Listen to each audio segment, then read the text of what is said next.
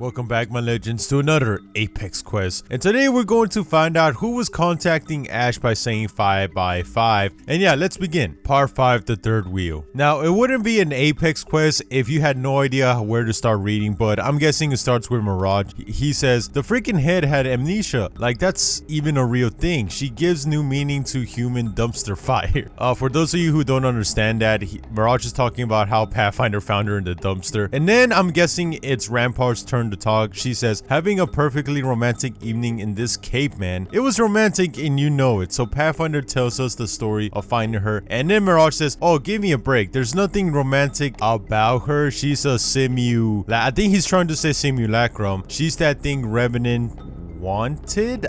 I don't know how he was going to end that. And then Rampart says, the word is a simulacrum. Your average tween can say it. So I guess we now know when you stop developing your smart pants. Oh, and did I mention her exorcist moment where she started screaming and saying ashes to ashes? All I'm saying is, at this point is, I win the bet. So the next scene, Mirage is telling Wraith that she's going to be the third judge to decide who is the winner. Your call, Your Honor. Who won the bet? Is Ash cuckoo for Cocoa Puffs? Oh, and by the way, not that this should affect your decision or anything, but remember who you have history with. Also, I saved your life once. Remember that? Also, don't count the times you saved me more times, but point is I saved your life that one time. Gee, Mirage, I heard you were a good kisser. I can now see why. You're really good at kissing ass. And then Wraith says, I'm so tired. Enough. She doesn't sound old there, so normally I'll vote Mirage, but that dig about people with amnesia, really? Know your audience. Now right here, Wraith is kind of disappointed in Mirage for making fun of Ash because she can't remember who she is, because if you know anything about Mirage's lore, you know that his mom is having trouble remembering who Mirage is.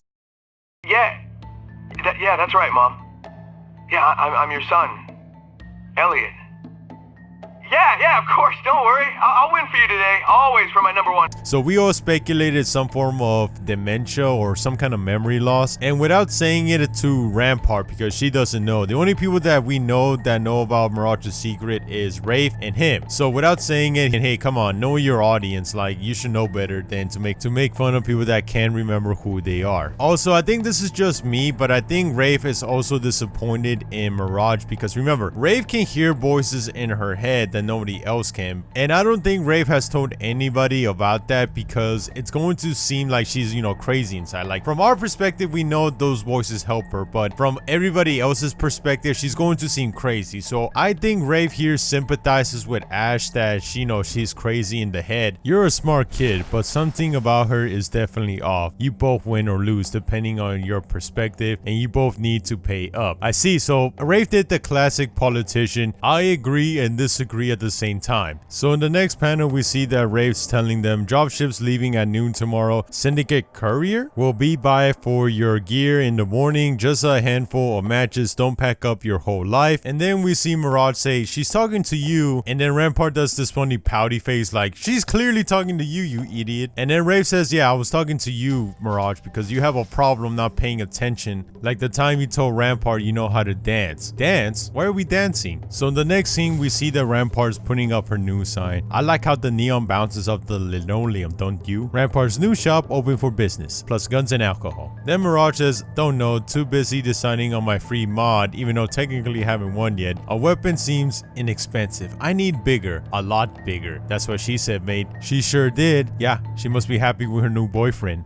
You know, I get the feeling you don't like me. So in the next scene, we go back to Pathfinder's crib, also known as his kidnapping place. I'm just getting supplies for tomorrow's match. I'll miss you, girlfriend.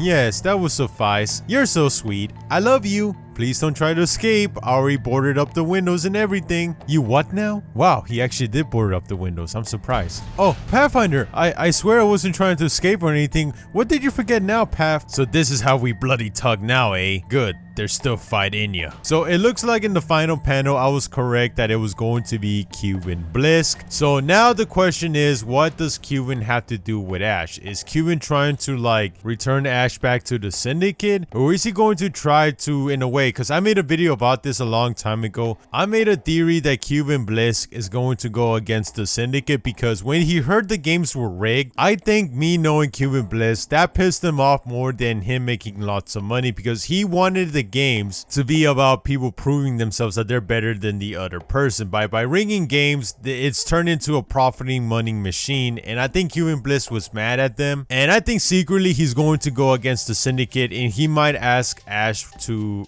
in return help him out and to get like a new Apex Predator team ready to go against them. So that's my theory, and yeah, it looks like we're going to find out in the next part, the second time around, what happened to Ash, because that's not really explained how she ended up in the dumpster, and maybe we might find out what is Cuban Bliss been doing this whole time for over a year and why he was kind of disappeared. So yeah, I'll see you all next time in the second time around, and peace.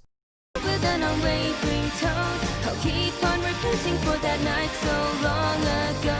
Though your hands disappear, I'll still find the place where you